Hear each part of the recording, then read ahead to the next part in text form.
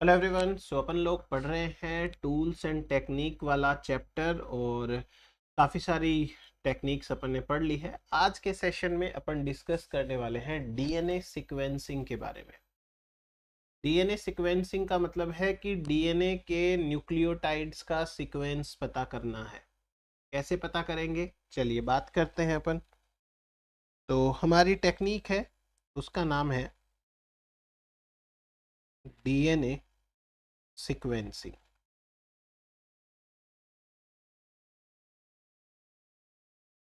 DNA sequencing का basically मतलब क्या होता है? तो डीएनए सीक्वेंसिंग का मीनिंग होता है to determine the sequence of nucleotides in DNA. तो डीएनए सीक्वेंसिंग बोलते हैं, मतलब टू डिटरमाइन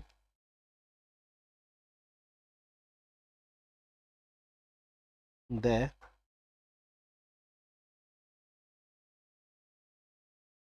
सीक्वेंस ऑफ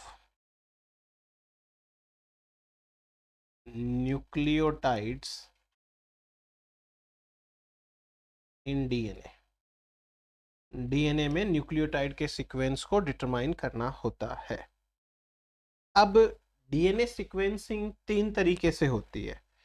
मैं आपको सारे तरीके बताऊंगा अच्छे से। बहुत ज्यादा सिंपल है, हद से ज्यादा सिंपल है। 3 टाइप्स की है। पहली जो सीक्वेंसिंग है या पहला जो तरीका होता है उसे बोलते हैं chain termination method. Chain termination method. Chain termination method. दूसरा जो तरीका होता है उसे बोलते हैं केमिकल डिग्रेडेशन मेथड। अभी दिमाग मत लगाओ। Chemical degradation method. और जो तीसरा तरीका है उसे बोलते हैं pyrosequencing method. Pyrosequencing method. Pyrosequencing method. अब अपन एक एक करके तीनों तरीके पढ़ते हैं और सबसे पहले अपन पढ़ेंगे चेन टर्मिनेशन मेथड के बारे में। पहला तरीका है चेन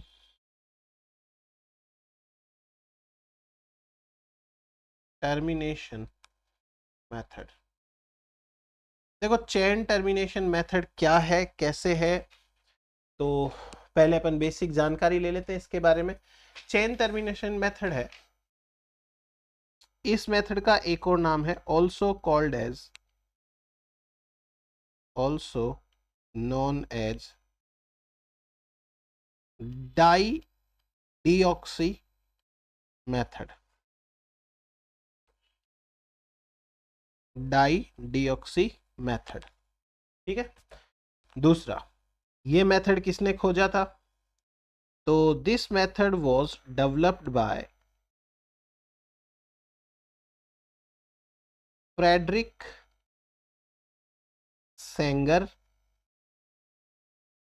एंड कोवर्कर्स इन 1977। तो सेंगर मेथड भी बोल सकते हैं इसको, चेन टर्मिनेशन मेथड को सेंगर मेथड है वो भी बोल सकते हैं।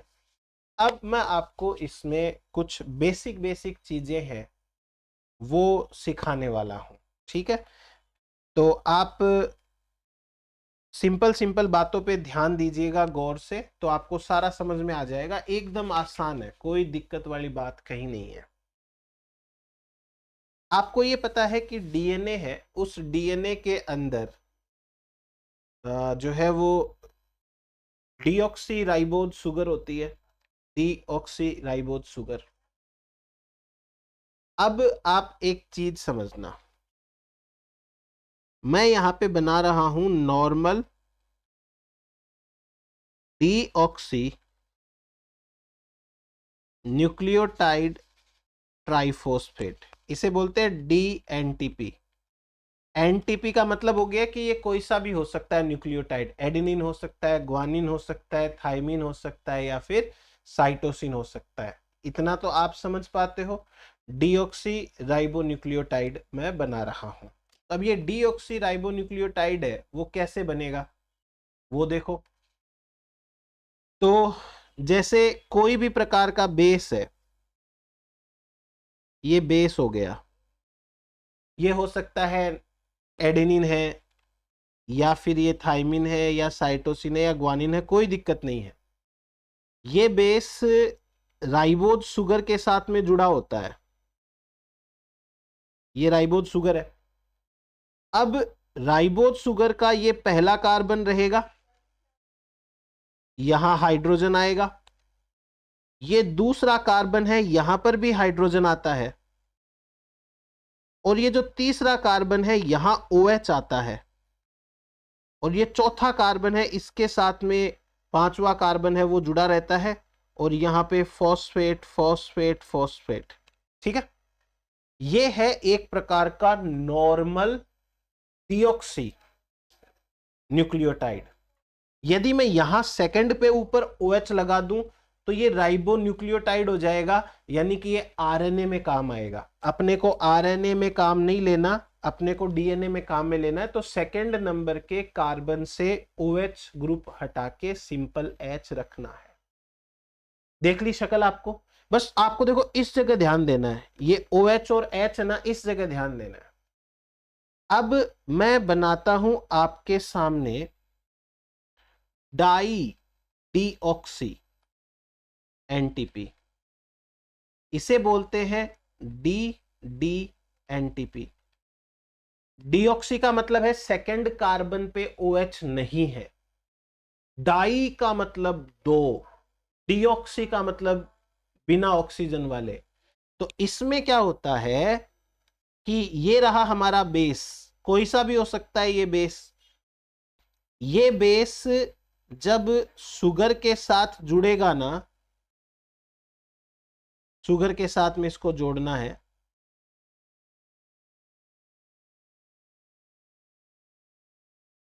बाकी सारी चीजें सेम है।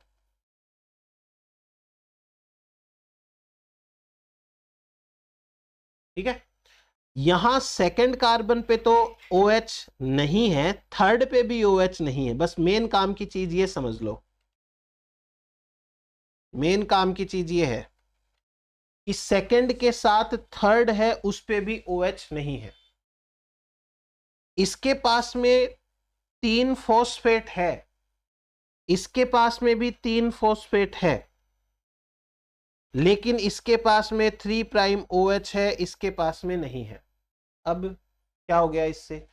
इससे ये हो गया कि ये जो OH ग्रुप है ना, ये OH ग्रुप, ये OH ग्रुप आने वाले न्यूक्लियोटाइड के फॉस्फेट के साथ जुड़ के फॉस्फोडाइएस्टर बॉन्ड बनाता है। मैं अभी समझा दूंगा, आप लिख लेना। This OH of already existing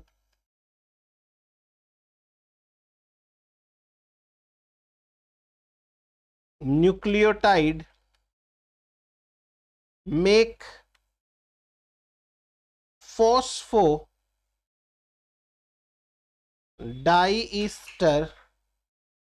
bond with upcoming nucleotide. अभी भी नहीं समझ में आया हो तो कोई दिक्कत नहीं है, मैं 1 मिनट बाद समझा दूंगा आपको। तो जो नॉर्मल DNTP होता है, उसका 3 प्राइम OH है, वो बॉन्ड बना सकता है। और ये can not make phosphodiester bond with next nucleotide. Next nucleotide के साथ में ये बॉन्ड नहीं बना सकता।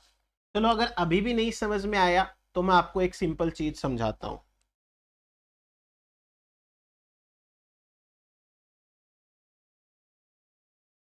Basic concept of DNA polymerization क्या है? Basic concept of DNA polymerization. अभी देखो, मैंने आपको यहां पे ये जो स्ट्रक्चर बनाई ना न्यूक्लियोटाइड्स की, मैं अब इस स्ट्रक्चर को ऐसे बना लेता हूं एक बार। ये तो हो गया कोई बेस, इस बेस के साथ ये हो गई शुगर, और इस शुगर के साथ में OH है और एक ये ट्राइफॉस्फेट है। आप समझना मेरी बात को, अगर ऐसा बनाऊं तो आप समझ जाना कि मैं ये वाली स्ट्रक्चर है वो बनाना चाहता हूं। और यदि मैं ऐसे बना दूं कि ये बेस हो गया और ये इसका H है और ये ट्राइफॉस्फेट है, तो मतलब ये डाई डिऑक्सी एनटीपी है। चीजें एक बार समझ जाना, ये इसके साथ, सॉरी, ये शुगर है, शुगर के साथ खाली H जुड़ा हुआ है। H का मतलब है कि इसके 3 प्राइम के ऊपर OH नहीं है। अपने को मेनली 3 प्राइम OH पे ध्यान देना है, ठीक है। मैं शॉर्ट में बनाऊंगा अभी, शॉर्ट में। अब देखो, मान लो कि ये डीएनए है, ये है टेम्पलेट डीएनए। कौन सा डीएनए?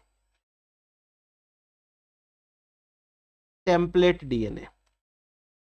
इस डीएनए पे सपोज करो कि ये है 3 प्राइम एंड और ये है 5 प्राइम एंड, तो इधर से 5 प्राइम एंड और ये यहां से कोई न्यूक्लियोटाइड है वो मतलब बना हुआ है, ठीक।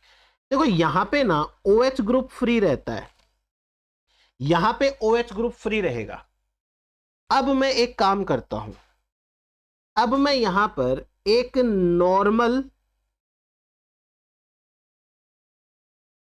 न्यूक्लियोटाइड लेके आता हूं। नॉर्मल न्यूक्लियोटाइड, ध्यान देना मेरी बात को, ठीक है।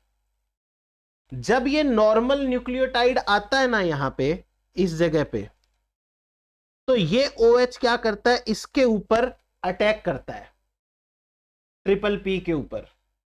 इसके ऊपर अटैक करेगा तो अपना H हट जाएगा और यहां पर एक फॉस्फेट जुड़ जाएगा, ठीक है, एक फॉस्फेट, और ये बेस जुड़ जाएगा जो होगा, और जो शुगर होगी उस शुगर का OH ग्रुप फ्री होगा। समझ में आया? पहले से जो 3 प्राइम OH फ्री था ना, उस फ्री OH ने आने वाले न्यूक्लियोटाइड के 5 प्राइम फॉस्फेट पे अटैक किया। तो अब आपके सामने देखो फिर से OH फ्री है। समझ में आ गया? और इस रिएक्शन के अंदर पायरोफॉस्फेट निकल जाता है। ये डीएनए रेप्लिकेशन की छोटी सी बात है, वहां बताई हुई है। पायरोफॉस्फेट निकल गया और मोनोफॉस्फेट के रूप में वो न्यूक्लियोटाइड डीएनए में जुड़ जाता है। ये तो हो गया अपना नॉर्मल डीएनटीपी। अब मान लो कि कोई डाई डिऑक्सी डीएनटीपी है, डाई डिऑक्सी डीएनटीपी है। अब ये जो OH है, ये OH यहां अटैक करेगा, यहां अटैक करने से नॉर्मल फॉस्फोडाइएस्टर बॉन्ड बन जाएगा, और उसके बाद में जो शुगर वगैरह है उसका H फ्री है। अब OH फ्री नहीं है, मेन बात समझ लेना, इसका H फ्री है, OH फ्री नहीं है। अब आगे चाहे कोई सा भी डीएनटीपी आए, this H can not make bond with next nucleotide. अब ये नेक्स्ट न्यूक्लियोटाइड के साथ बॉन्ड नहीं बना सकता, और ये बॉन्ड नहीं बनाएगा तो चेन टर्मिनेशन हो जाता है, चेन टर्मिनेशन। टर्मिनेशन समझ में आ गई बात? यदि डाई डिऑक्सी एनटीपी आ गया ना, डाई डिऑक्सी एनटीपी तो आ सकता है क्योंकि क्योंकि इसके पास में 3 फॉस्फेट होते हैं। और बेसिक कॉन्सेप्ट क्या है डीएनए पॉलीमरेज का? बेसिक कॉन्सेप्ट ये है कि 3 prime OH of pre existing nucleotide, pre existing nucleotide make 3 existing nucleotide attack on 5 prime phosphate of upcoming nucleotide। ये ध्यान रखो आप कि जो पहले से जुड़ गया ना उसका 3 प्राइम OH आने वाले के 5 प्राइम फॉस्फेट पे अटैक करेगा। तो अगर नॉर्मल आया तो उसके पास तो 3 प्राइम OH होगा, लेकिन अगर डाई डिऑक्सी DNTP आ गया ना तो उसके पास में 3 प्राइम पे OH नहीं है, H ही है, और वो आ गया तो अब आगे वाले पे अटैक कैसे होगा? चेन रुक जाएगी यहीं। ये इस प्रोसीजर का मेन प्रिंसिपल है। तो डाई डिऑक्सी एनटीपी क्या करते हैं? डाई डिऑक्सी एनटीपी ये रेस्पॉन्सिबल होते हैं, रेस्पॉन्सिबल फॉर टर्मिनेशन ऑफ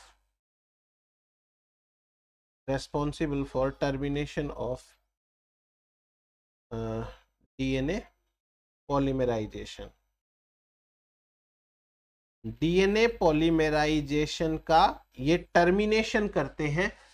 तो ये हमारे पास में सिंपल सी केस हो गई। तो ये मेथड हो गया अपने पास में। अब मैं बताता हूं आपको किस तरीके से क्या करना है, फिर सारा का सारा ठीक है। देखो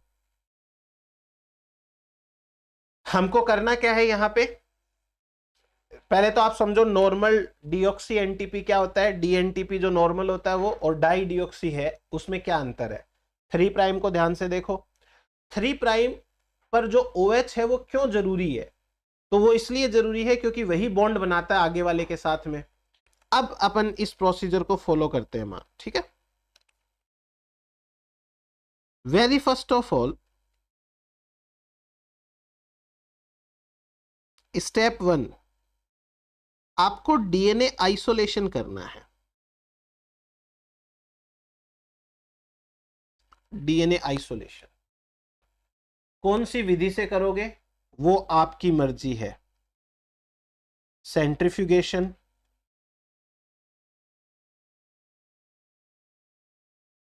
electrophoresis,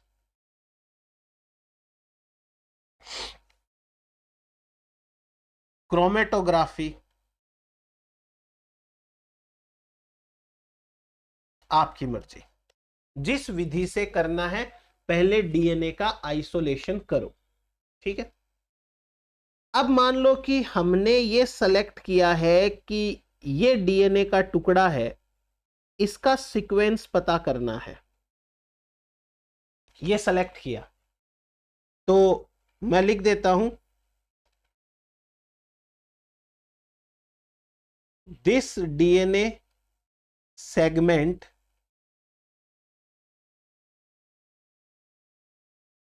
has to be sequenced। इस डीएनए के टुकड़े का अपने को क्या करना है? सीक्वेंस पता करना है, ठीक है। अब आपको सबसे पहले जिस चीज की जरूरत है वो ये कि आप थोड़ा सा इसमें ना वो करो, पीसीआर करो। आपके पास में मैं एक टुकड़ा दे दूंगा, वो तो आंखों से दिखेगा भी नहीं, और एक टुकड़े से कुछ नहीं होगा। हमको वैसे हजारों लाखों टुकड़े चाहिए, क्योंकि कोई भी इस तरीके के मॉलिक्यूलर एक्सपेरिमेंट एक ही बार में परफेक्ट हो जाए वो कभी नहीं होता। इसलिए हमको हजारों लाखों कॉपीज के साथ एक्सपेरिमेंट करना होता है, उसमें से कुछ के साथ सही होता है। तो हमने क्या किया, डीएनए का आइसोलेशन किया। आइसोलेशन करने के बाद में हमने ये टुकड़ा सेलेक्ट किया कि हमको इसका सीक्वेंस पता करना है, ठीक है। फिर हम क्या करेंगे, पीसीआर करेंगे। अब पीसीआर करने के बाद में क्या करना है अपने को, पीसीआर करेंगे तो इसमें हो जाएंगे thousands of segments prepared,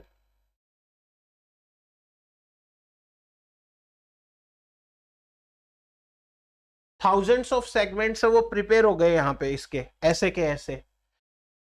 now next, आपको इनमें से जो अभी तो ये डबल स्टैंडर्ड है, आपको क्या करना है, इसको सिंगल स्टैंड बनाना है, सिंगल स्टैंड बनाना है। तो आपको डीनेचुरेशन करना पड़ेगा,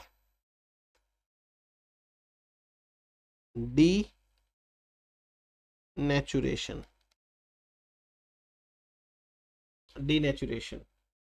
डीनेचुरेशन करने के लिए आप या तो इस्तेमाल करोगे यूरिया का, ठीक है, या आप इस्तेमाल करते हो फॉर्मामाइड का, फॉर्मामाइड, इन दोनों में से किसी एक का इस्तेमाल करोगे।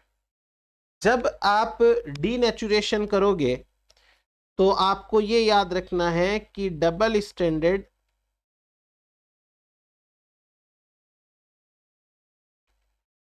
डीएनए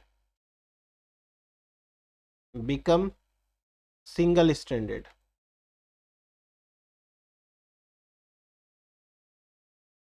डबल स्टैंडर्ड जो है वो सिंगल स्टैंडर्ड बन जाता है। और अब आपके पास में जैसे हजारों हैं तो उसके 2 गुने single single single standard DNA है। अभी अपन जो है वो एक काम करने वाले हैं, इन सभी डीएनए को 4 ग्रुप में डिवाइड करो,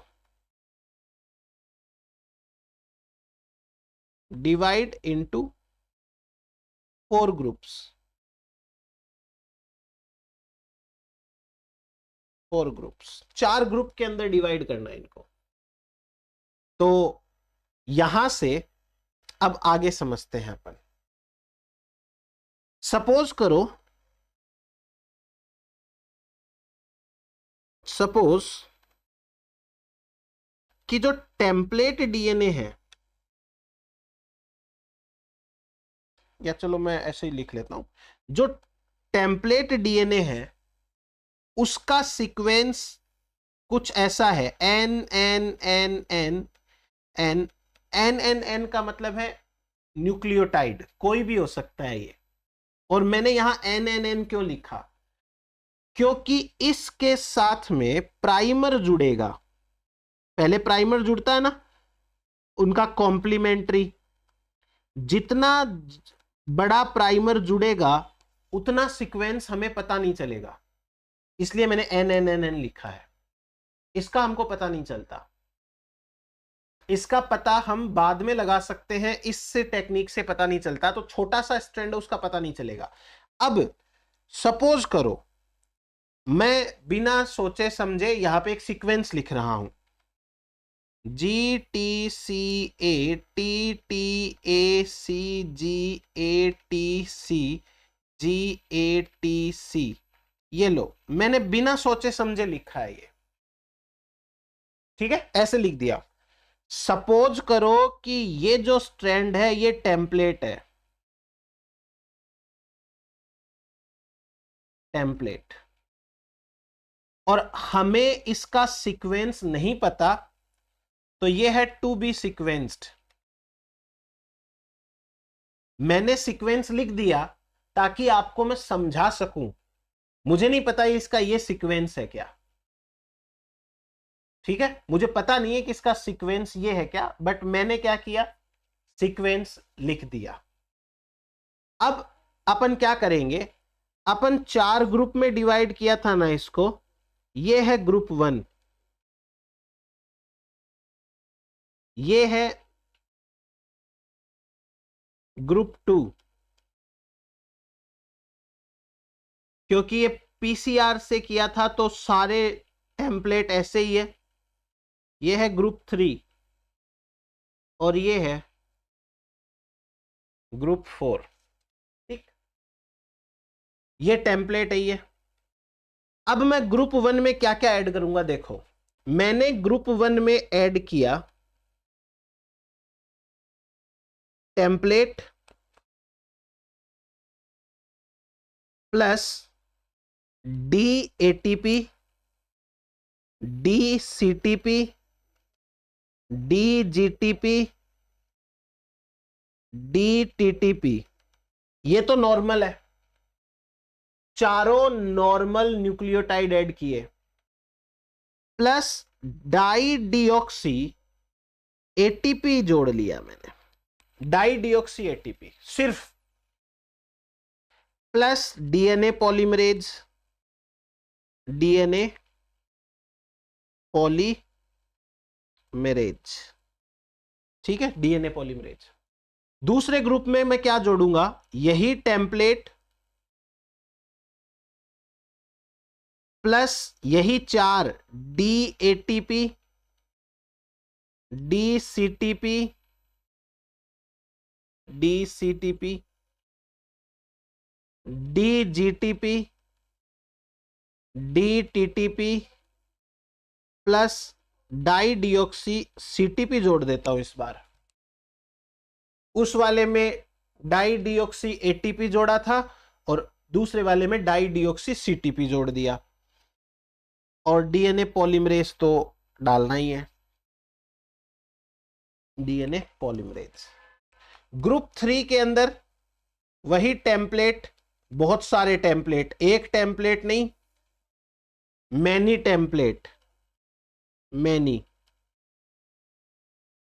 तो मैनी टेम्पलेट, बहुत सारे D ATP, d CTP, d GTP, d TTP plus इसमें मैं डाई डिऑक्सी जीटीपी डाल देता हूं, डाई डिऑक्सी जीटीपी डाल देता हूं। ठीक है, अब नेक्स्ट देखो, इसमें भी मैं क्या करूंगा, मैनी टेम्पलेट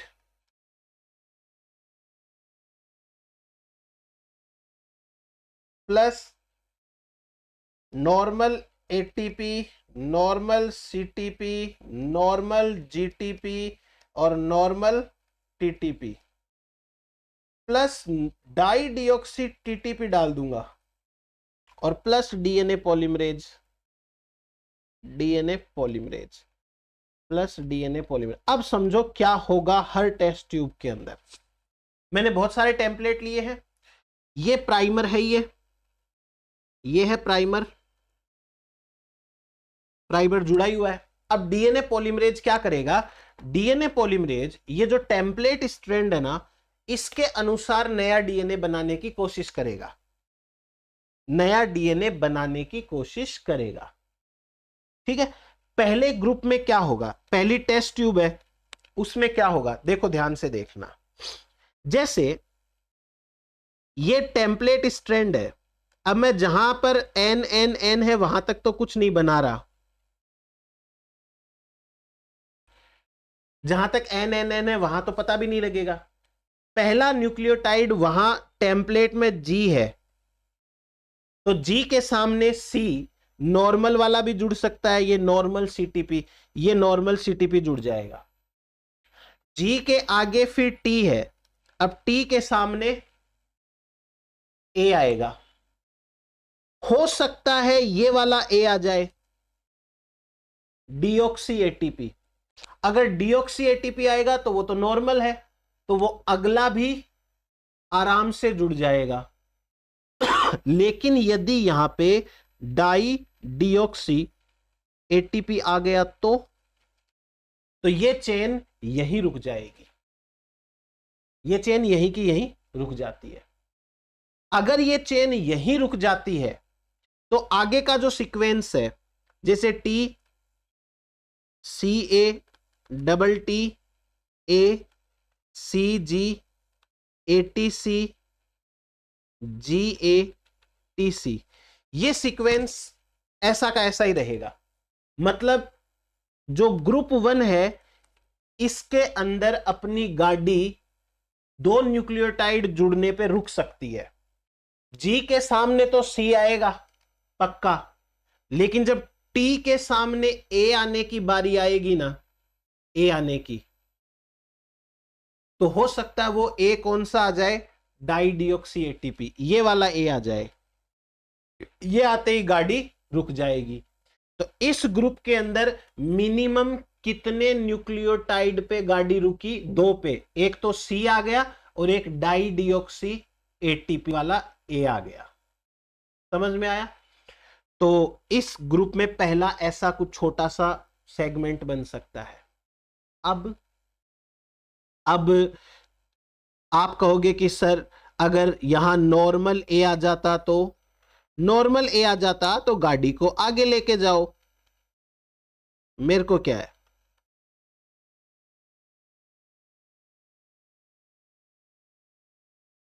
अगर नॉर्मल A आता है तो गाड़ी को आगे ले जाओ। जैसे G के सामने C आ गया, ठीक है, G के सामने C आ गया, तो अब T के सामने नॉर्मल A बोल रहे हो आप, C के सामने G आ जाएगा, A के सामने T आ जाएगा, अब एक और T आ गया। अब इसके आगे मेरे को क्या जोड़ना है, मेरे को इसके आगे जोड़ना है A।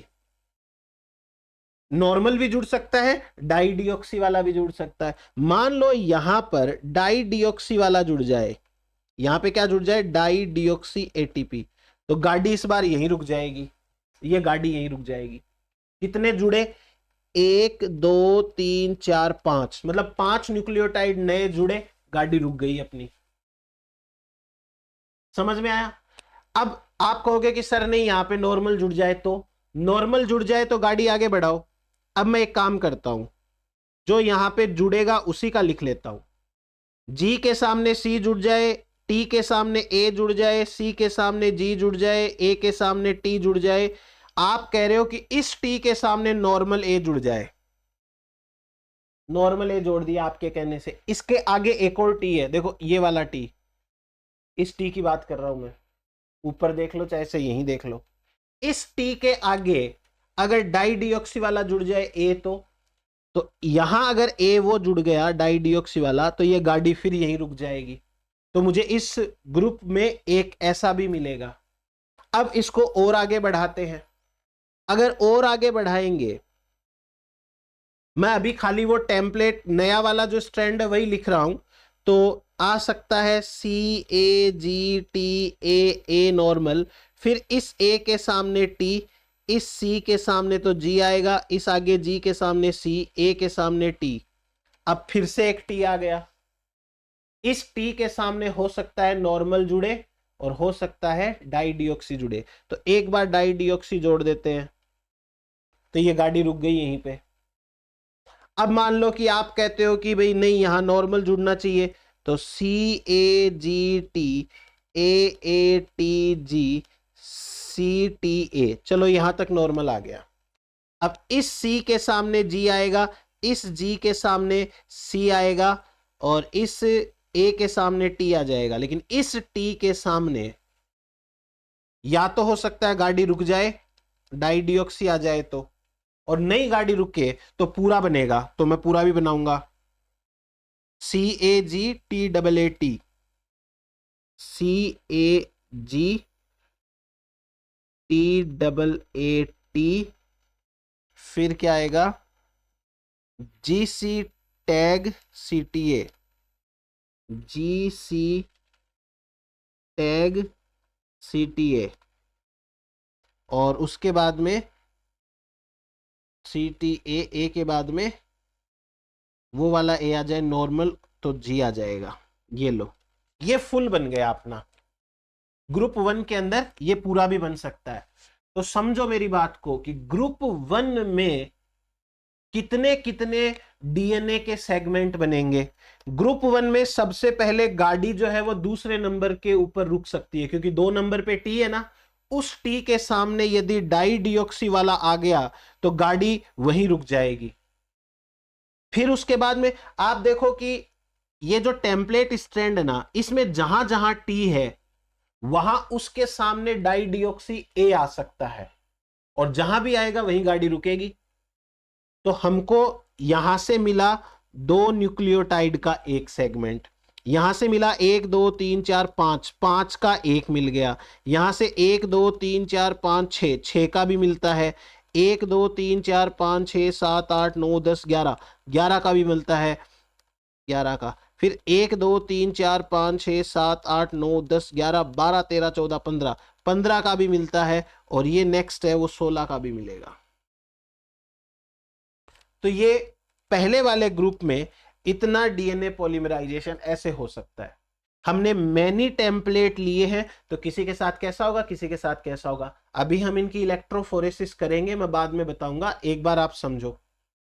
अब ग्रुप 2 के ऊपर आ जाओ। ग्रुप 2 में गाड़ी रुकेगी सी आने पर, यानी जी के सामने गाड़ी रुकेगी, जी के सामने गाड़ी रुकेगी। तो आप देखो कहां कहां गाड़ी रुक सकती है इसमें। टेम्पलेट को देखो, टेम्पलेट में सबसे पहला जी है, अगर सबसे पहला जी है तो क्या पता वहीं ये सी आ जाए सबसे पहले। और मैनी टेम्पलेट लिए हैं तो किसी ना किसी के अंदर तो जी के सामने डाई डिऑक्सी सीटीपी आएगा, क्योंकि इस ग्रुप में हमने सीटीपी लिया है डाई डिऑक्सी, और जहां डाई डिऑक्सी सीटीपी आया गाड़ी रुक जाएगी वहीं पे। तो अब एक चेन तो यहीं बंद हो जाएगी।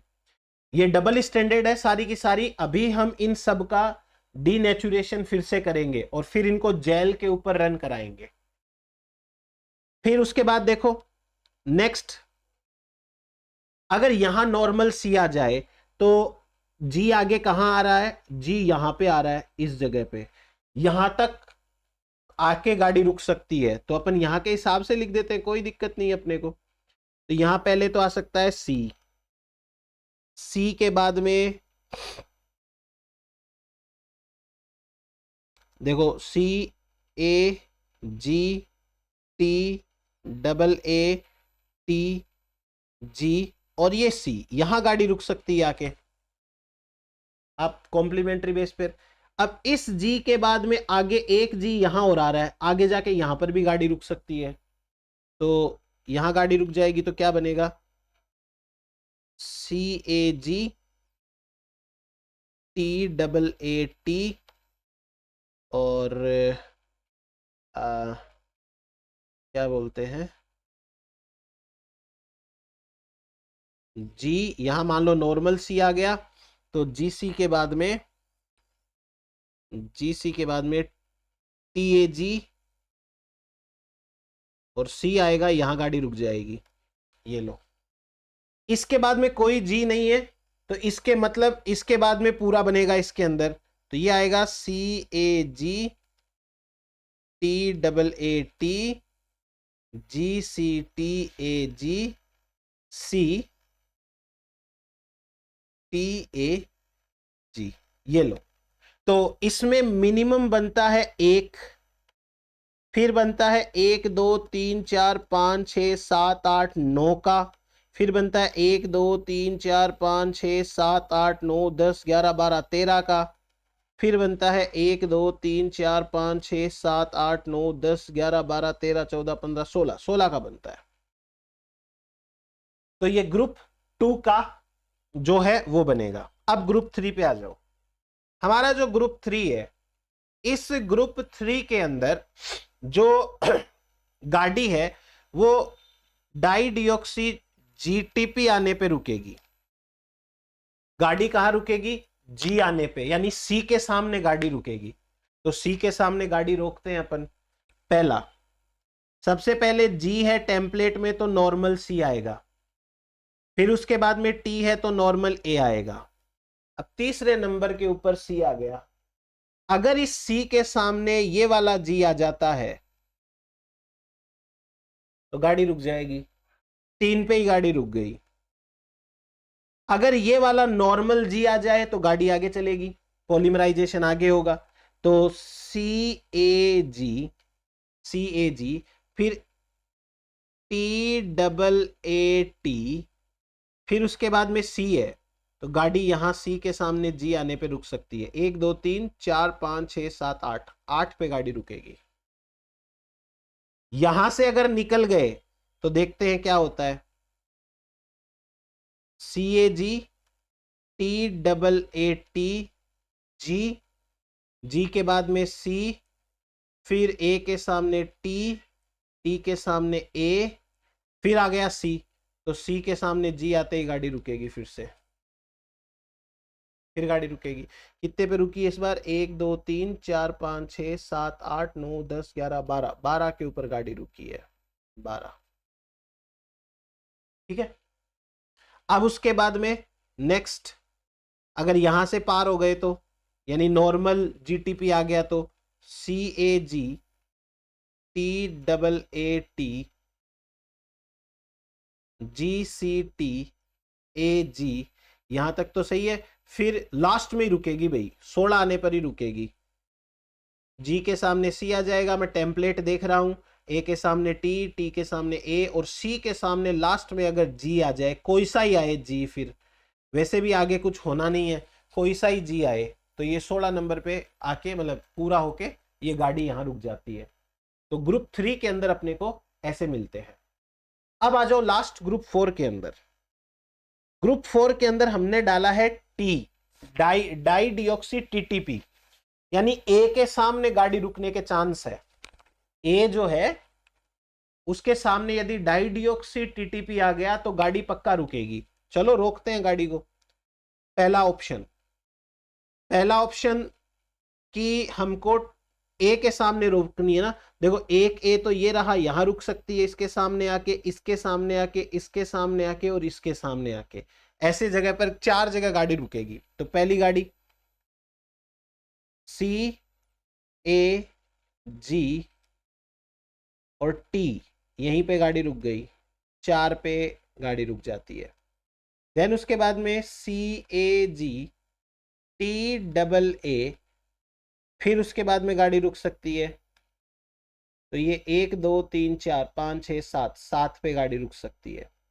उसके आगे C A G, T double A T, T double A T, फिर जी सी, यहाँ पे गाड़ी वापस रुक सकती है। 1 2 3 4 5 6 7 8 9 10, 10 पे गाड़ी रुकेगी। और लास्ट एक बार और रोकनी पड़ेगी, जी, सॉरी जीत कैसे आएगा, जी नहीं आएगा, C A G, T double A T, G C T, G C T, G C T, A G C, A G C और टी, यहाँ पे गाड़ी रुकेगी। तो कितने पे रुकी है ये गाड़ी? 1 2 3 4 5 6 7 8 9 10 11 12 13 14, 14 पे गाड़ी रुकी है। और यदि यहां नहीं होगी तो पूरी 16 के 16 पूरे बन जाएंगे, कंप्लीट 16, क्योंकि आगे कोई टी है नहीं। 14 के ऊपर है 15 16, हाँ आगे कोई टी है नहीं। ठीक, तो ये हमारे पास में चारों ग्रुप है अलग अलग, और चारों ग्रुप के अंदर हमने अलग अलग टेस्ट ट्यूब के अंदर रिएक्शन करवाई।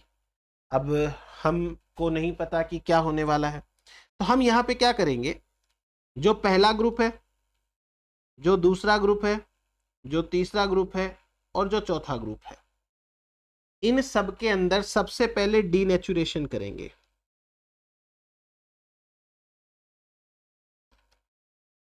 डीनेचुरेशन, डीनेचुरेशन, डीनेचुरेशन,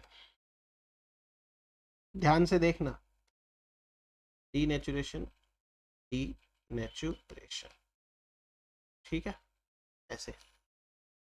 अब जो डीनेचुरेशन हमने किया है वो यूरिया के साथ में किया है, नॉर्मली यूरिया के साथ में करते हैं, यूरिया वो लेते हैं 7 मोल पर लीटर इस कंसंट्रेशन में।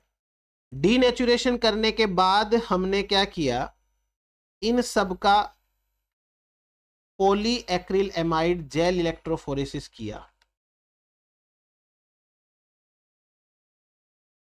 Poly acryl amide gel electrophoresis, PAGE electrophoresis. अब मेरी बात को ध्यान से देखना, आपको एकदम से पता चल जाएगा। 4 ग्रुप का करेंगे, है ना। तो ये है ग्रुप 1 का, ये है ग्रुप 2 का, ये है ग्रुप 3 का, और ये है ग्रुप 4 का। अब ध्यान से सुनना, हमारे पास टोटल 16 न्यूक्लियोटाइड का सीक्वेंस है। तो कोई तो ऐसा डीएनए भी है जहां पहले ही न्यूक्लियोटाइड पे गाड़ी रुक गई थी। ये है जेल इलेक्ट्रोफोरेसिस की वो बैंड, सबकी चारों को पास पास रखेंगे फिर बाद में कंपेयर करने के लिए। हमारे पास में टोटल 16 न्यूक्लियोटाइड थे।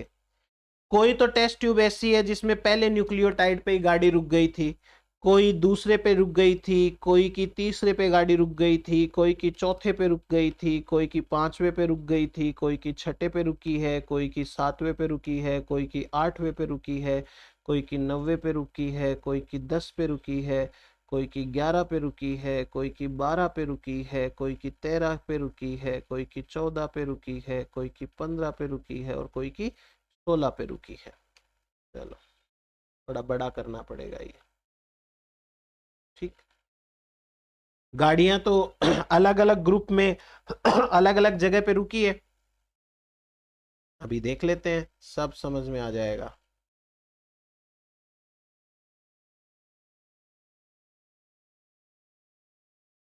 गाड़ियां सबकी अलग अलग जगह पे रुकी है, अलग अलग लेंथ के बने हैं ना। तो ये मान लो ग्रुप 1 का है, ये ग्रुप 2 का है, ये ग्रुप 3 का है, और ग्रुप 4 का है। अब मेरी बात छोटी सी ध्यान से सुनो, सब समझ में आएगा। ग्रुप 1 के अंदर हमने डाला था ए, है ना, डाई डिऑक्सी ए डाला था। ग्रुप 1 के अंदर हमने डाई डिऑक्सी एटीपी डाला था। इसका मतलब गाड़ी जहां पे रुकेगी वहां डाई डिऑक्सी एटीपी आया होगा, ए आया होगा, तभी तो ग्रुप 1 में गाड़ी रुकी है। आपके सामने है, देख लो। ग्रुप 1 में गाड़ी वहीं वहीं रुकी है जहां ए आया है। देखो लास्ट में यहां ए, यहां ए, यहां ए, यहां ए, यहां ए, जहां पे ए आएगा गाड़ी वहीं रुकेगी। तो अब आप देख लो कि ग्रुप 1 में ए कहां आ रहा है, दूसरे नंबर पे, 5वें नंबर पे, 6ठे नंबर पे, 11 नंबर पे, 15 नंबर पे, 15 नंबर पे। 16 तो पूरा ही है, तो उसको तो देखना नहीं वैसे। तो ग्रुप 1 के अंदर दूसरे नंबर पे गाड़ी रुकी है 2, 5, 6, 11, 15, 2, 5, 6, 11, 15। मेरे को पता है कि ग्रुप 1 में मैंने डाई डिऑक्सी एटीपी डाला था, तो जहां पर भी वो आया होगा डाई डिऑक्सी एटीपी, वहीं पे चेन रुक गई। तो इसका मतलब उतने न्यूक्लियोटाइड तो जुड़ गए थे, बाकी नहीं जुड़े। तो जैसे पहले तो 2 न्यूक्लियोटाइड ही जुड़े, दूसरे नंबर पे वो आया तो 2 का बैंड आएगा। फिर 5वें नंबर पे भी ए आया था तो 5 का न्यूक्लियोटाइड का बैंड आएगा। 6ठे पर भी आया था। अब मैंने ग्रुप 2 के अंदर क्या डाला, सीटीपी डाला था। मतलब गाड़ी वहीं रुकी है जहां सी आया है। और सी कहां कहां आया है, सी आया है 1 नंबर पे, सी आ गया, पहला ही सी आ गया था, तो वहां एक ही न्यूक्लियोटाइड जुड़ा, आगे कुछ नहीं जुड़ा। एक 9 नंबर, 13 नंबर, और उसके बाद में सी कहां पे आया, 16 पे तो आएगा नहीं सी, ये तो पूरा ही है। तो 1, 9, 13, 1, 9 और 13। चलो 1 9 13 के हिसाब से देख लेते हैं। 1 9 और 13, ये 1 9 13 हो गया। 1 9 13। ग्रुप 3 के अंदर मैंने डाला था जीटीपी, जीटीपी डाला, डाई डिऑक्सी जीटीपी, ये वाला। तो इसका मतलब है कि गाड़ी वहां रुकेगी जहां ये जी आ गया होगा। अब जी कहां कहां पे आया हुआ है, जी कहां कहां पे आया है? तो जी आया है अपने पास में 3 नंबर, 8 नंबर, 12 नंबर और 16 नंबर। 3 8 12 16। तो ये तीसरे में 3 8 12 16, ये आ गया अपना जी। और अब लास्ट में मैंने टीटीपी डाला था, तो जहां टी आया होगा वहां रुका होगा। चौथे नंबर पे टी आया, तो यहां देखो 1 2 3 4, 4 का एक बना। सातवें पे आया तो 1 2 3 4 5, 7 का बना। 4 7 10 14। तो ये मैं लगा लूंगा 4 7 10 और 14। ये लो भाई, अब इनको ओवरलैप करना है। ओवरलैप कैसे करना? देखो यहां पर ए का है, यहां पे सी पर है, सी का है, यहां पे जी का है, यहां पे टी का है। तो सबसे पहले ये सी, उसके बाद में 2 नंबर पे ए, उसके बाद में 3 नंबर पे जी, उसके बाद 4 नंबर पे टी, उसके बाद 5 नंबर पे पहला ग्रुप है ए, उसके बाद 6 नंबर पे ए, उसके बाद में 7 नंबर पे ये रहा क्या आएगा ये टी, उसके बाद 8 नंबर पे ये आएगा जी, उसके बाद 9 नंबर पे सी, 10 नंबर पे टी, उसके बाद में 11 नंबर पे ए, उसके बाद 12 नंबर पे जी, उसके बाद 13 नंबर पे सी, 14 नंबर पे टी, 15 नंबर पे ए और 16 नंबर पे जी। ये लो, ये टेम्पलेट बन गया, मतलब सॉरी ये जो न्यूली सिंथेसाइज था वो बन गया। तो टेम्पलेट का क्या होगा, इसका उल्टा कर लो, C T A G C T A G C A T T A C T G. तो सीक्वेंस अपना ये बनेगा, जी टी सी ए वाला ये सीक्वेंस ये बन गया पूरा का पूरा। ये सीक्वेंस 5 प्राइम से 3 प्राइम की तरफ है, तो ये 3 प्राइम से 5 प्राइम का हो जाएगा। इसे बोलते हैं termination method, chain termination method. इस चेन टर्मिनेशन मेथड के अंदर जो डाई डिऑक्सी डीएनटीपी होते हैं ना, they are radiolabelled, radiolabelled होते हैं।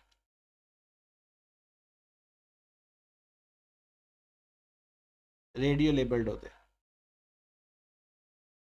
तो जो ये आया अपना पूरा, इसको ऑटो रेडियोग्राफी से पढ़ते हैं, ऑटो रेडियोग्राफी। ये है हमारे पास में टेक्निक। अब इसी टेक्निक का थोड़ा सा एडवांस वर्जन है, उसे बोलते हैं automated sequencing.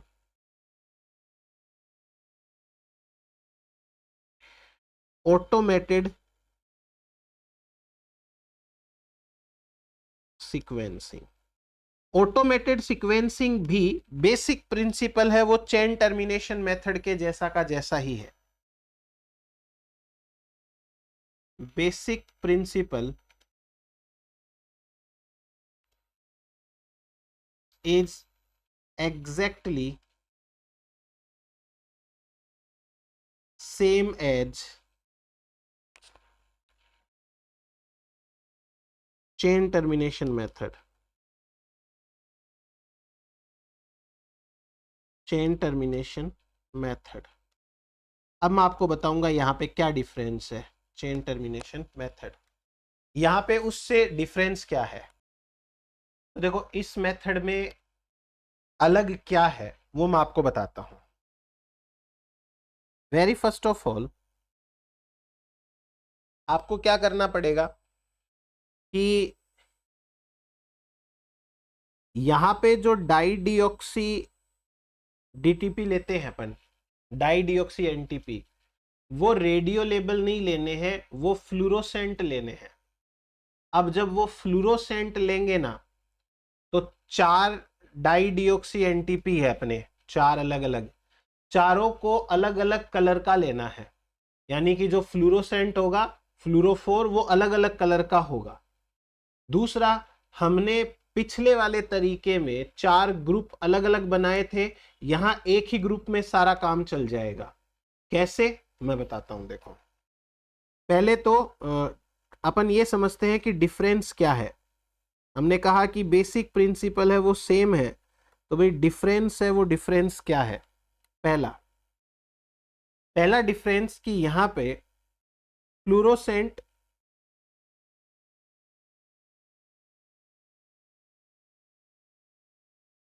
Die deoxy NTP होते हैं। फ्लूरोसेंट डाई डिऑक्सी एनटीपी है वो all different colour, all different colour के होते हैं।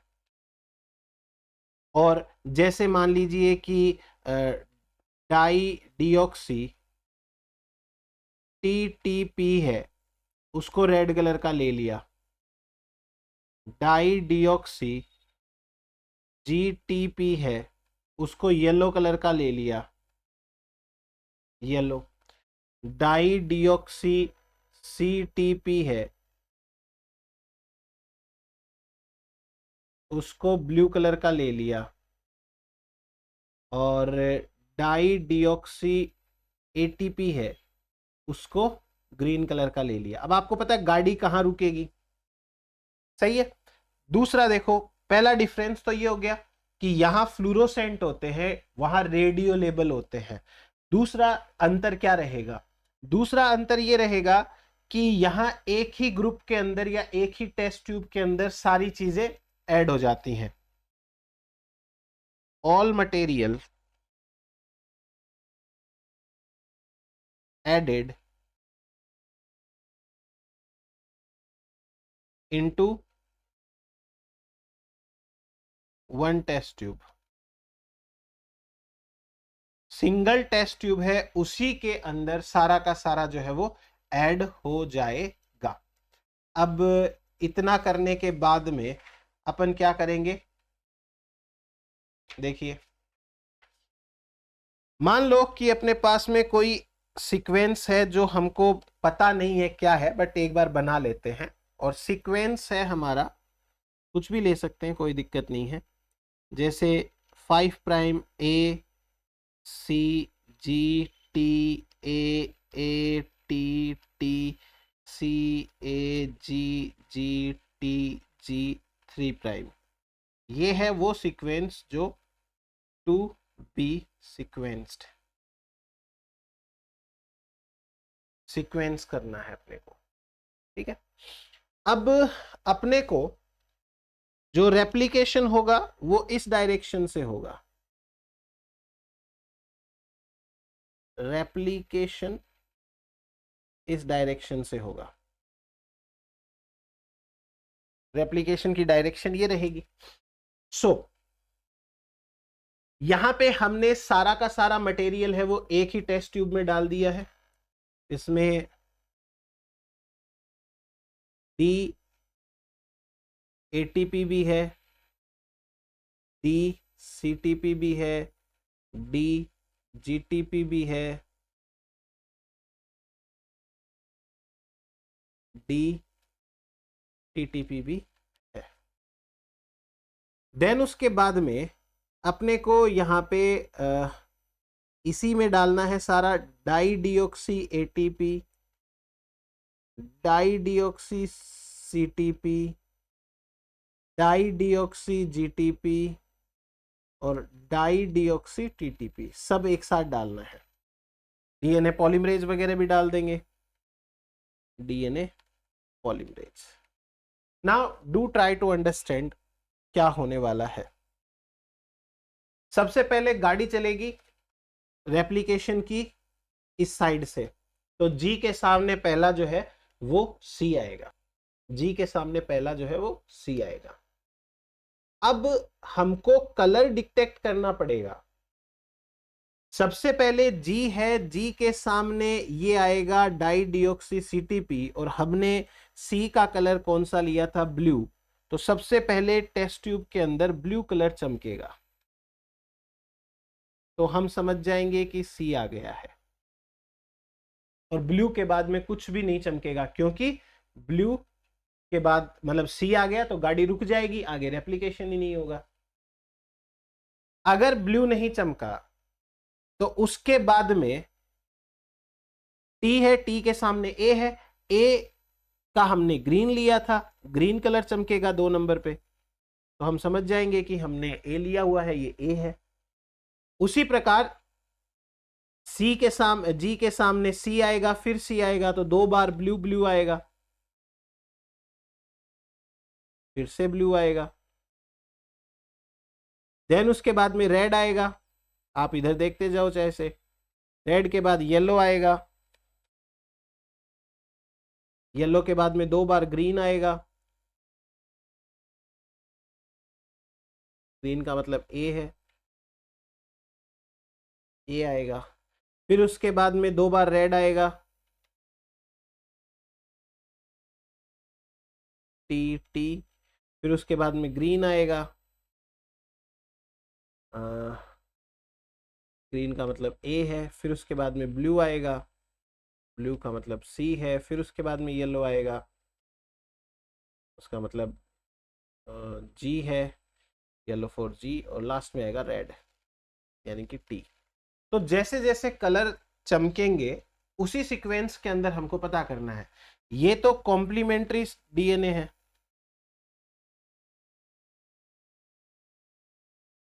कॉम्प्लीमेंट्री।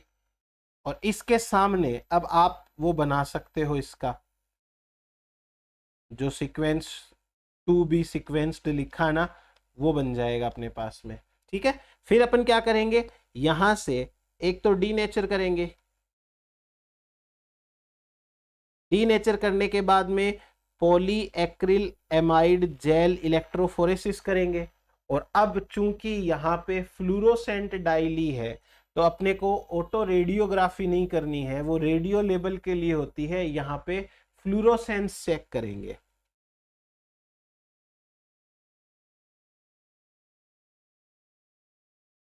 तो ये हुआ हमारे पास में इस ऑटोमेटेड सीक्वेंसिंग का सिंपल कॉन्सेप्ट। तो ये दोनों चेन टर्मिनल के आधार पे थी, इसलिए ये दोनों एक साथ आ गई हैं। अब अपन बात करते हैं रिगार्डिंग सेकंड मेथड, और सेकंड मेथड है chemical degradation method. Chemical degradation method. Chemical degradation method हमारा क्या करता है? केमिकल डिग्रेडेशन मेथड है वो डीएनए को तोड़ता है, बट डीएनए को कैसे तोड़ेंगे, कहां से तोड़ेंगे, वो भी बहुत जरूरी चीज है। तो इस मेथड के बारे में थोड़ी सी जानकारी पहले। जैसे ये मेथड है वो दिया था बाय एलान मैग्जाम एंड वाल्टर गिलबर्ट। तो इसको बोलते हैं मैग्जाम गिलबर्ट मेथड, और ये भी 1977 के अंदर दिया था। इस मेथड के अंदर 2 स्टेप्स होते हैं,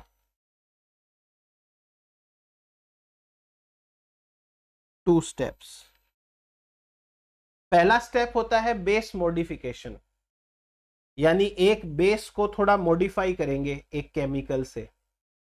और दूसरा होता है जो मॉडिफाई हुआ है उसी को तोड़ेंगे। तो पहला है बेस मॉडिफिकेशन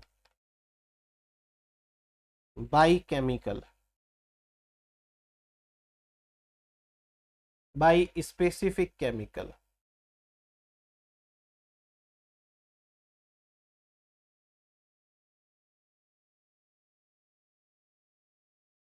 और दूसरा है उस मॉडिफाइड बेस को तोड़ना,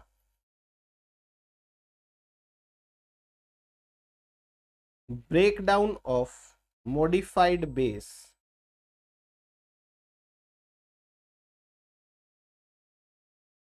बाय केमिकल। फिर से दूसरा केमिकल है वो यूज में लेना पड़ेगा। ये बहुत इंटरेस्टिंग चीज है, बताता हूं देखो आपको कैसे करते हैं। अब इसमें ना थोड़ा सा आपको याद करना पड़ेगा। जैसे पहला है केमिकल, कि कौन सा वाला केमिकल यूज किया जाएगा। ये केमिकल किस पे एक्ट करता है, एक्ट ऑन, ये एक्शन क्या लेता है, मतलब क्या करता है वो। ठीक है, तो ये अपन समझ लेते हैं और उसके बाद में क्लीव कैसे करना है वो मैं बाद में बताता हूं। देखो जैसे हमारे पास में टोटल 4 केमिकल रहेंगे। जो पहला केमिकल है वो है dimethyl sulphate, dimethyl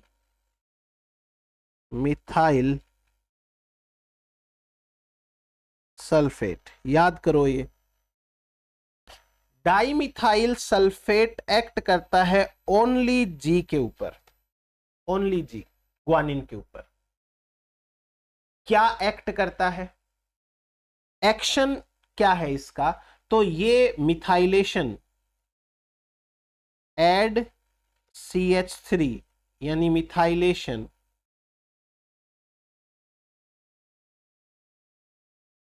on N7 यानी 7 नंबर की जो नाइट्रोजन है एट 8 pH, 8 pH के ऊपर ये काम करता है। चीज समझ में आई आपको, मिथाइलेशन कर देगा यानी जी है उसके ऊपर मिथाइल ग्रुप जुड़ जाता है, 7 नंबर की पोजीशन है उसके ऊपर मिथाइल ग्रुप है वो जुड़ जाता है। ठीक है, अब दूसरा केमिकल समझो। दूसरा जो केमिकल है उसका नाम है पाइपेरिडीन फॉर्मेट। केमिकल का नाम है पाइपेरिडीन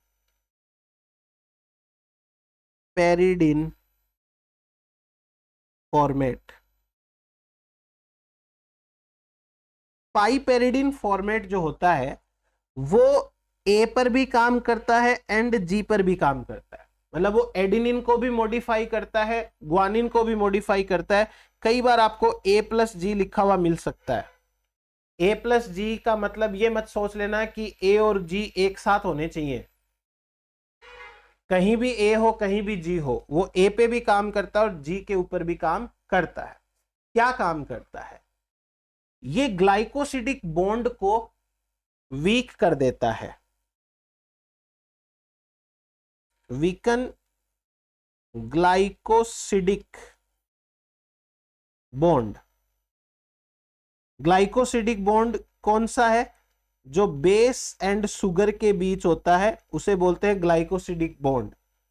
और एट 2 pH, 2 pH पे काम करता है ये केमिकल। ग्वानिन का और एडेनिन का दोनों का ये जो बॉन्ड है उसको थोड़ा कमजोर कर देगा। तीसरा केमिकल देखो, तीसरा केमिकल है हाइड्राजीन।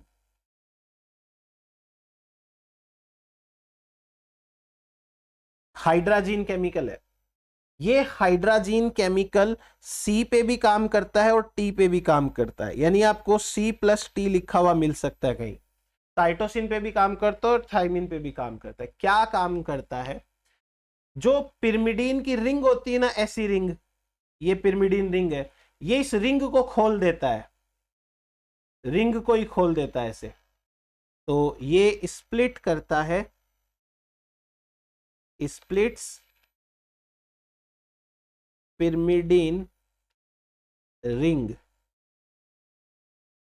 तो ये पिरिमिडीन रिंग है, उसको स्प्लिट कर देता है, इसकी कोई स्पेसिफिक पीएच नहीं है।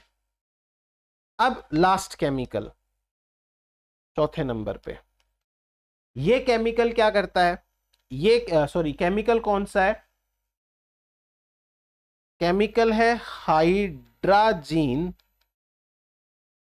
Plus 1.5 molar NaCl। यदि 1.5 मोल NaCl के साथ में हाइड्राजीन लेते हैं तो ये ओनली C के ऊपर एक्ट करता है, T पे एक्ट नहीं करता। फिर ये पर करता क्या है? करता ये है कि ये रिएक्ट करता है with hydrazine, C reacts with hydrazine. ठीक है भाई, हाइड्राजीन के साथ में ये रिएक्ट करता है। तो जब हम पहले तो क्या करेंगे, डीएनए लेंगे आइसोलेशन, फिर उसको वैसे क्या बोलते हैं, उसको पीसीआर करेंगे बहुत सारा, फिर उसको डीनेचुरेशन करेंगे सिंगल स्ट्रैंड, फिर उसको 4 ग्रुप में बांटेंगे, एक ग्रुप में एक केमिकल डालेंगे। तो वो केमिकल जिसके लिए है उसको वो चेंज करेगा, फिर उसके बाद दूसरा केमिकल डालेंगे, वो उसे तोड़ देगा, तो डीएनए के छोटे छोटे टुकड़े बनेंगे। अब जैसे मान लो कि 4 न्यूक्लियोटाइड के बाद में जी है, हमने डाइमिथाइल सल्फेट डाला, तो 4 के बाद 5वां जी है ना, तो 5वें नंबर पे मॉडिफिकेशन हो जाएगा, और जहां पे मॉडिफिकेशन होगा वहां से टूटेगा वो, तो टुकड़ा मिलेगा अपने को। जहां से टुकड़ा मिला है 100% वहां जी है, तभी तो टुकड़ा मिला है, वरना टुकड़ा नहीं मिलता। सो अभी मैं आपको बताता हूं सारा। पहले तो ये केमिकल के साथ में मॉडिफिकेशन हो गया। अब एक चीज ध्यान रखनी है, after modification,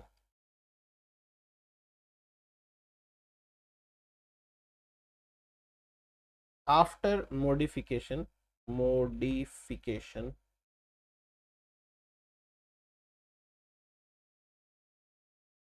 1 पाइपेरिडीन plus 90 degree Celsius temperature treatment देते हैं, और ये ट्रीटमेंट की वजह से डीएनए ब्रेक होता है, DNA break from DNA break from modified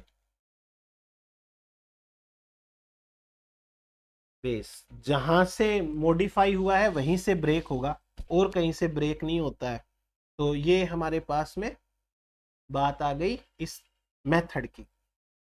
अब मैं आपको पूरा का पूरा जो है वो सिखाता हूं, ये कैसे करते हैं मेथड। देखिए, सबसे पहले डीएनए आइसोलेशन,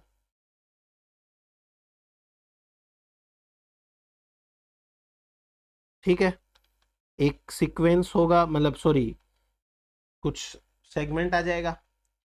फिर अपन करेंगे पीसीआर, तो पीसीआर से थाउजेंड्स ऑफ कॉपी बन जाएगी।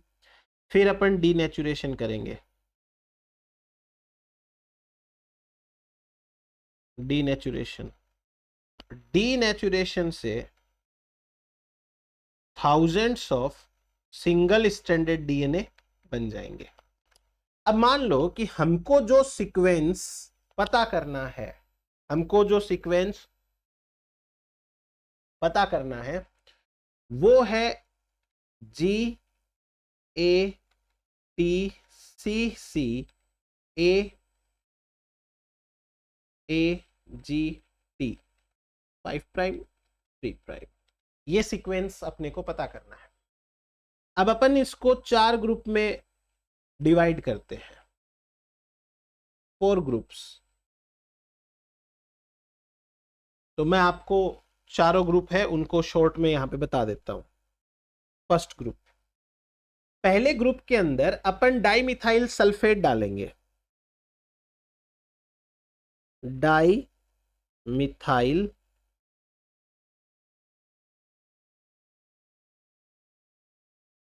मिथाइल सल्फेट, ठीक है, डाइमिथाइल सल्फेट।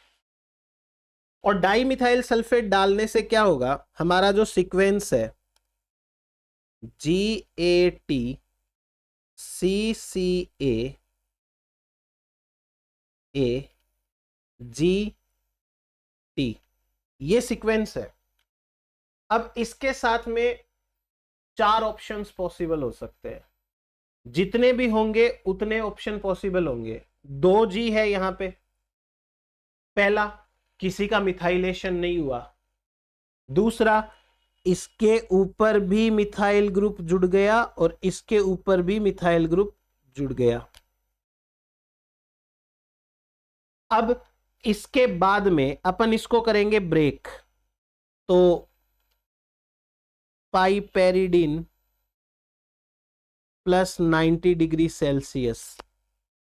तो एक ऑप्शन है अपने पास में कि एक मिले अपने को G ओनली, फर्स्ट G है वही मिले, टूट गया वहां से DNA तो उतना सा मिलेगा।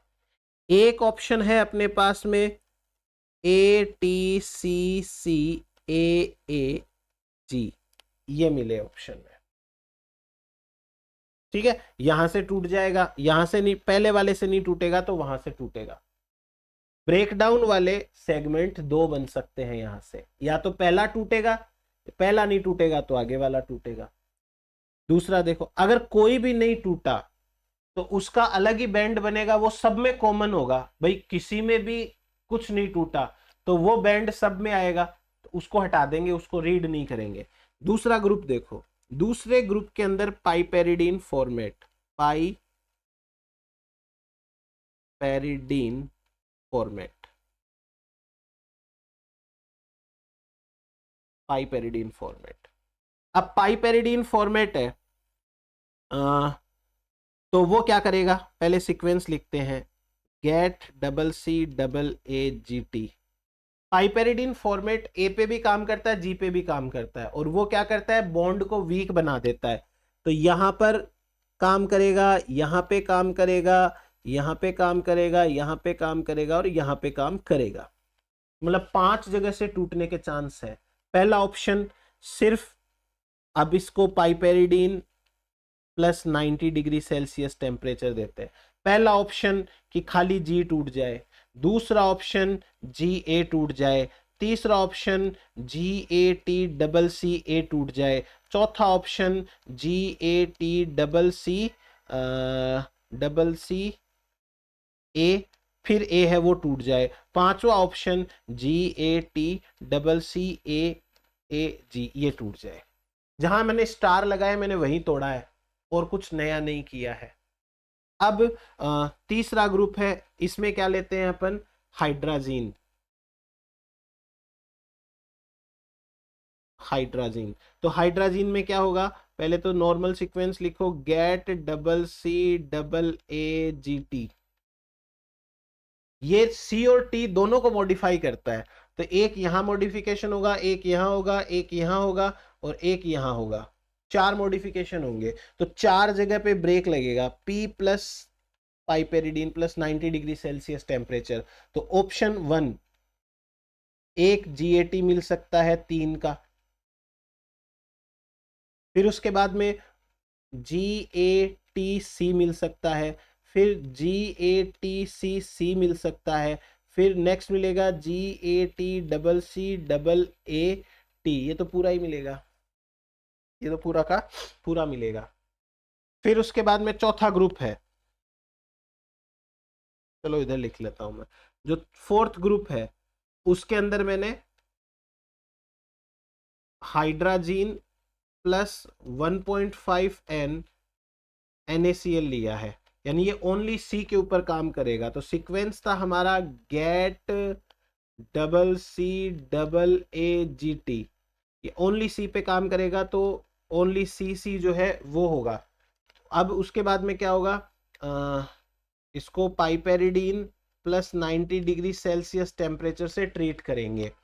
फिर पहला ऑप्शन जी ए टी सी यहाँ टूट जाए, दूसरा option ji A T C सी ये वाला टूट जाए, तो ये दो ऐसे टुकड़े अपने को मिलने वाले हैं। अब अपन क्या करते हैं इन सब को इलेक्ट्रोफोरेसिस करते हैं। PAGE polyacrylamide gel electrophoresis, polyacrylamide gel electrophoresis, polyacrylamide gel electrophoresis, और इसका भी पॉलीएक्रिल एमाइड जेल इलेक्ट्रोफोरेसिस। लो भाई पेज। अब अपने को चारों को एक साथ लगाना पड़ेगा, चारों को एक साथ लगाना पड़ेगा। चारों को एक साथ लगाएंगे, पहला जो ऑप्शन है उस पहले ऑप्शन के अंदर ओनली जी था, दूसरे वाले में जी एंड ए वाला था, तीसरे वाले के अंदर टी प्लस सी था, और चौथे वाले में ओनली सी था। यही ऑप्शन थे चार ग्रुप के अंदर। सो पहला वाला देखो ओनली जी वाला, ओनली जी में दो टुकड़े हैं। आपके पास में कितने न्यूक्लियोटाइड्स हैं टोटल, काउंट कर लो, 1 2 3 4 5 6 7 8 9, 9 है। तो एक तरफ से कर लीजिए, 9 8 7 6 5 4 3 2 1, ये न्यूक्लियोटाइड है। अब जी वाला जो ग्रुप है केवल उसमें हमको केवल एक न्यूक्लियोटाइड का कुछ मिला। दूसरा कितना है इसमें, 1 2 3 4 5 6 7 8, 8 का मिला है, ये 8 का मिल गया। जी एंड ए वाले में देखो, एक ए का भी मिलता है, एक का भी है, 2 का भी है, 3 4 5 6 का भी है, 1 2 3 4 5 6 7, 7 का भी है, 1 2 3 4 5 6 7 8, 8 का भी है, 1 2 6 7 8, 1 2 6 7 8। चलो टी और सी के अंदर देखो, 3 है, 4 है, 5 है, 1 2 3 4 5 6 7 8 है। 8 कैसे आया, 9 आएगा ये, 1 2 3 4 5 6 7 8 कैसे आया, जी ए टी डबल सी, अच्छा बीच में मैंने सॉरी जी तो लिखा ही नहीं, सॉरी सॉरी सॉरी, जी तो मैंने लिखा ही नहीं, 9 का आएगा। हाँ देखो ये यहाँ पे मैं यहाँ जी लिखना भूल गया था, तो 3 4 5 9, ठीक है, 3 4 5 और ये 9। ओनली सी में दो टुकड़े मिलते हैं, ये रहे, एक तो 4 का मिलता है और एक अपने को 1 2 3 4 5, 5 का मिलता है। तो एक तो 4 का मिल गया, एक 5 का मिल गया, ये दो टुकड़े मिल जाते हैं। अब अपने को एक चीज देखनी है, समझनी है, यहाँ पे ओवरलैपिंग जो हो रही है, जैसे ये वाला जो बैंड है वो दोनों में आ रहा है, और ये वाला बैंड है वो भी दोनों में आ रहा है, ये वाला बैंड, ये दो बैंड है ये भी दोनों में आ रहे हैं। तो इसको जी माने कि ए माने, या उधर सी माने कि टी माने, जाहिर सी बात है जो बैंड सिंगल में आ रहा है उसी के हिसाब से मानेंगे। यदि ये ए होता तो इधर ए का क्या काम, ओनली जी वाले में, इसलिए ये ए नहीं है ये जी है, तो सबसे नीचे वाला जो है यानी फर्स्ट वो जी है, 2 नंबर पे जो है वो क्या है, ए है, 3 नंबर पे क्या है वो टी है, 4 नंबर पे ये दोनों सेम आ रहे मतलब सी है, 5 पे भी सी है, 6 नंबर पे फिर से ए है, 7 नंबर पे भी ए है, 8 नंबर पे जी है, वो क्यों कॉमन आ रहा है, और ये टी है। तो ये अपना सीक्वेंस बन गया। ऐसे करके अपन कर लेते हैं। तो ये हुआ हमारे पास में केमिकल डिग्रेडेशन है उसके बारे में। पॉलीएक्रिलेमाइड, जेल इलेक्ट्रोफोरेसिस वगैरह सब करते हैं क्योंकि अपने को पता लगाना है चीजों का। अब अपन आते हैं तीसरे तरीके के ऊपर जिसका नाम है पायरोसीक्वेंसिंग।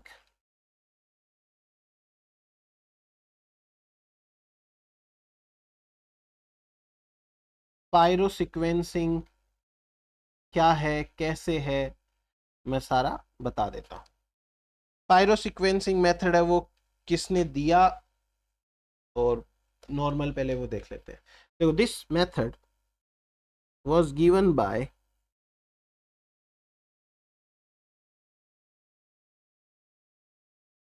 मोस्तफा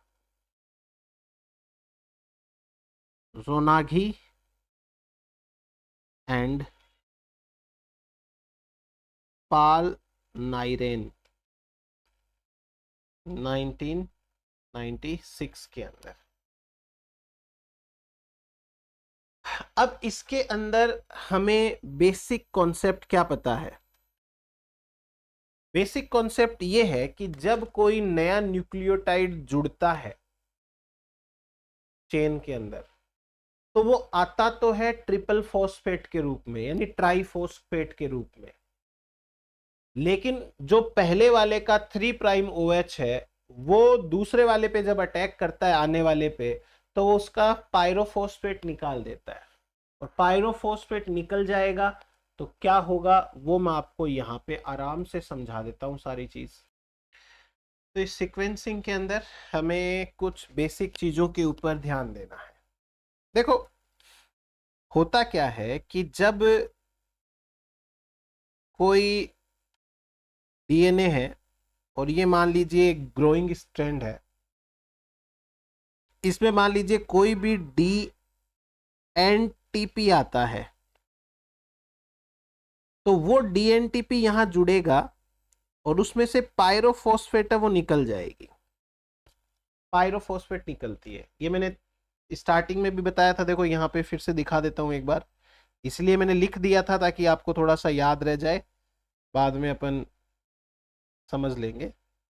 ये देखो, ये रहा पायरोफॉस्फेट निकाली थी ना, 3 फॉस्फेट होती है, 2 निकल जाती है, 1 जुड़ जाती है, मतलब मोनोफॉस्फेट की फॉर्म में ये जुड़ता है।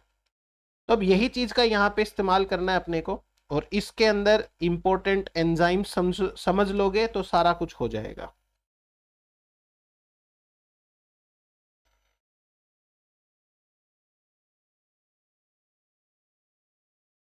इंपॉर्टेंट एंजाइम्स कौन कौन से हैं जो सीक्वेंसिंग में काम आएंगे और वो कैसे काम आएंगे? देखो, एंजाइम नंबर 1 ये है क्लेनाउ फ्रेगमेंट। क्लेनाउ फ्रेगमेंट ये DNA पॉलीमरेज 1 से बनता है। DNA पॉलीमरेज 1 है, उसको जब तोड़ते हैं सब्टिलिसिन से, ट्रिप्सिन से, तो 2 फ्रेगमेंट बनते हैं, एक छोटा एक बड़ा। ये जो छोटा फ्रेगमेंट है ये है क्लेनाउ फ्रेगमेंट। इस क्लेनाउ फ्रेगमेंट के पास में क्या है कि 5 prime to 3 prime polymerization activity होती है, यानी कि ये क्या काम करता है? पॉलीमराइजेशन। तो ये नए न्यूक्लियोटाइड को जोड़ता है। दूसरा देखिए, एक एंजाइम रहेगा, इस एंजाइम का नाम है ATP sulfurylase. ATP sulfurylase enzyme. ATP sulfurylase enzyme क्या करता है? ये जो पायरोफॉस्फेट निकलती है उस पायरोफॉस्फेट को एक सबस्ट्रेट है ASAPS, उसके साथ में जोड़ के ATP बना देता है। ATP ये एक रिएक्शन कैरी आउट करता है। APS क्या है? एपीएस होता है आपका APS is adenosine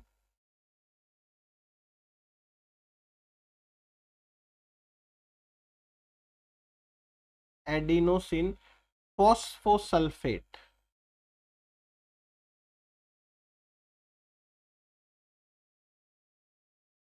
adenosine phosphosulfate ये है। तो एटीपी सल्फ्यूराइलेज क्या काम करेगा वो समझ में आया। अब तीसरा एक एंजाइम है जिसे बोलते हैं ल्यूसीफेरेज। ल्यूसीफेरेज ल्यूसीफेरेज क्या करता है, जो अभी अभी एटीपी बनी है उस एटीपी को तोड़ता है। हर किसी एटीपी को नहीं तोड़ता, जो अभी अभी बनी है उस एटीपी को तोड़ता है, उससे एएमपी बनता है, प्लस पायरोफॉस्फेट फिर से निकलती है, और इसमें से एक बनता है ऑक्सी ल्यूसीफेरिन, और मोस्ट इंपॉर्टेंट यहां पर लाइट का फ्लैश निकलता है। लाइट फ्लैश, हल्की सी लाइट चमकती है, जैसे जुगनू चमकता है ना, उसमें भी ल्यूसीफेरेज एंजाइम ही होता है, वो एटीपी को ही तोड़ता है जिससे लाइट चमकती है। मैं सब बता दूंगा आपको कैसे क्या करना है इसमें। आप सिंपल सी ये चीज देखो, क्लेनाउ फ्रेगमेंट चाहिएगा, वो एक प्रकार का डीएनए पॉलीमरेज होता है। दूसरा एटीपी सल्फ्यूराइलेज चाहिएगा। हर न्यूक्लियोटाइड जब भी जुड़ेगा तो पायरोफॉस्फेट जरूर निकलेगी, और पायरोफॉस्फेट निकलेगी तो 100% वो एटीपी सल्फ्यूराइलेज उसे एपीएस पे जोड़ के नया एटीपी बना देगा। यही एटीपी को ल्यूसीफेरेज काम में ले सकता है, नॉर्मल एटीपी को यूज नहीं ले सकता। और अब लास्ट में एक एंजाइम और चाहिए, इस एंजाइम का नाम है एपाइरेज। एपाइरेज, सपोज करो कि जो टेम्पलेट है उस टेम्पलेट के सामने, टेम्पलेट में जी है, ग्वानिन है, तो सामने क्या आना चाहिए, जी आना चाहिए। अब हमने ट्रीटमेंट दे दिया टी का, तो जी के सामने तो टी नहीं जुड़ेगा ना, तो ये एपाइरेज क्या करेगा, सारे टी को तोड़ देगा। मैं अभी समझा दूंगा आपको बढ़िया तरीके से, आप खाली एक बार समझो। एपाइरेज क्या करता है, एपाइरेज डिग्रेड करता है, डिग्रेड अनइनकॉर्पोरेटेड न्यूक्लियोटाइड्स को, unincorporated nucleotides and excess ATP को। एक्सेस एटीपी है उनको भी ये तोड़ देता है कि भाई बिना मतलब के क्या ही काम है एक्सेस एटीपी का। तो ये हमारे पास में 4 एंजाइम्स होंगे, वो जो है काम में आएंगे, और कैसे क्या होता है मैं सारा का सारा बता देता हूं। तो चलिए अब इसमें प्रिपरेशन करते हैं अपन, कैसे क्या करना है। सबसे पहले वही बात,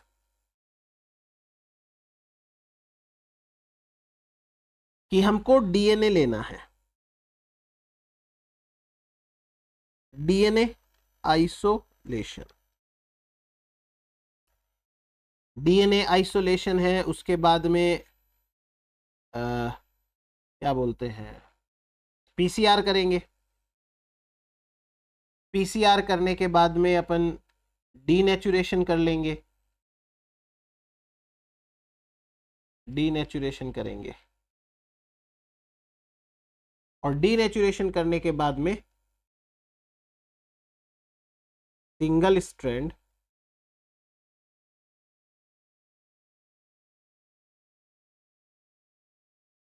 डीएनए अपने पास में रहेगा।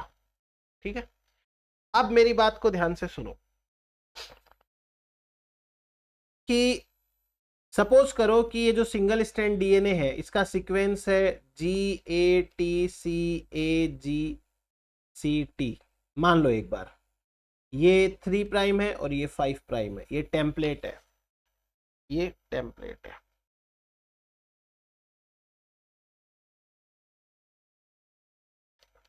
टेम्पलेट है।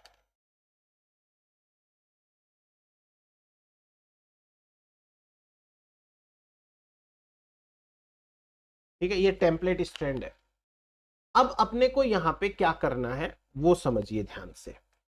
एक टेस्ट ट्यूब लेंगे,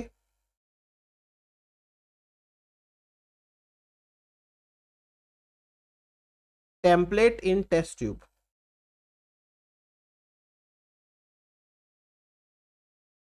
टेस्ट ट्यूब में ले लिया टेम्पलेट। अब सपोज हमने इस टेस्ट ट्यूब में क्या डाला,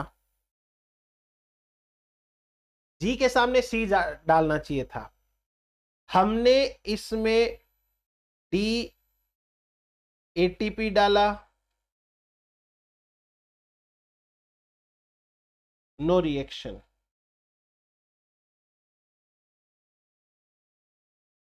या नो लाइट, नो लाइट, चलो लाइट नहीं निकली।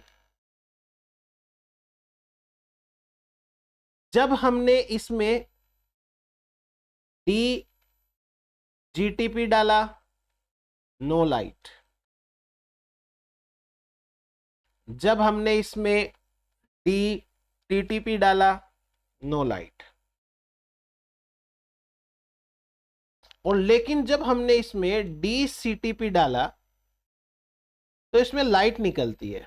इसका मतलब सी वहां जुड़ चुका है, सी टीपी था, तो वो जब जुड़ा होगा तो पायरोफोस्फेट निकली होगी। पायरोफोस्फेट को एक एंजाइम है सल्फ्यूरेज, उसने एटीपी बनाया होगा, उस एटीपी को ल्यूसीफेरेज ने यूज किया होगा।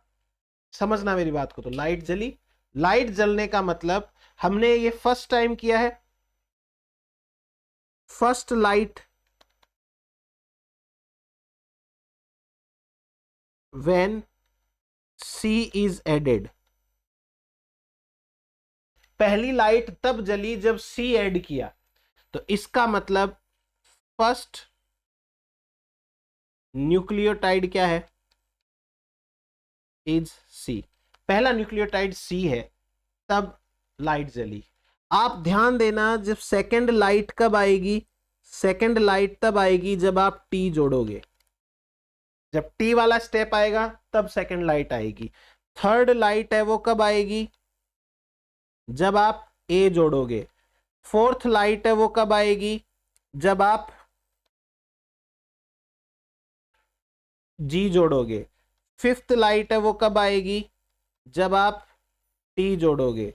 सिक्स्थ लाइट है वो कब आएगी, देखो सी टी ए जी टी सी, फिर जी, फिर टी। सेवंथ लाइट कब आएगी, जब जी जुड़ेगा तब आएगी। एट्थ लाइट कब आएगी, जब टी जुड़ेगा तब आएगी। तो सीक्वेंस एक बार कॉम्प्लीमेंट्री का पता चल गया तो हम उसका पता लगा सकते हैं। ये चीज समझ में आई आपको।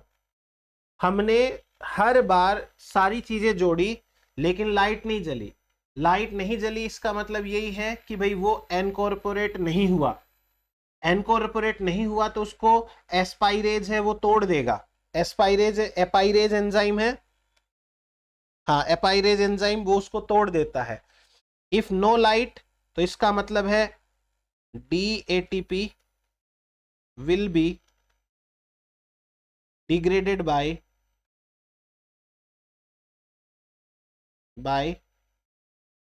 एपाइरेज। एपाइरेज इनको तोड़ देगा। जीटीपी जोड़ा, लाइट नहीं आई तो D GTP will be degraded by apyrase. अभी टीटीपी जोड़ा तभी भी लाइट नहीं जली तो D TTP will be degraded by apyrase. अब सीटीपी तो जुड़ गया। ये रिएक्शन चलती है। मैं इसको थोड़ा सा देखो अब एक ढंग से बता देता हूं। सपोज करो कि टेम्पलेट स्ट्रैंड है,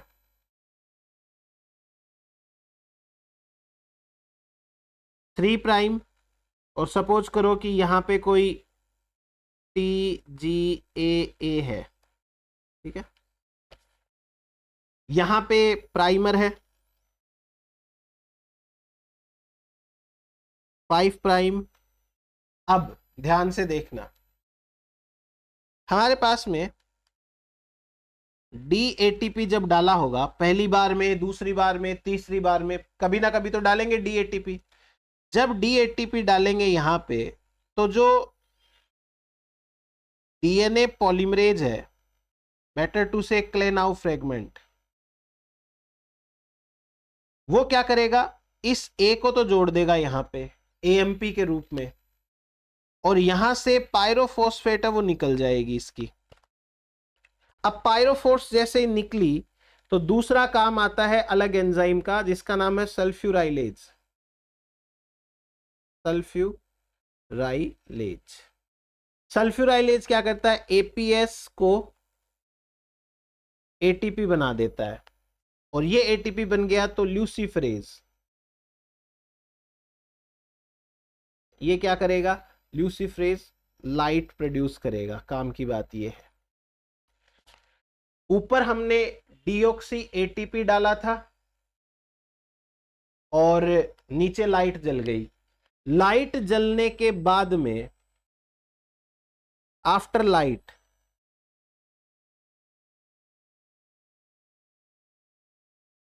एड एपाइरेज।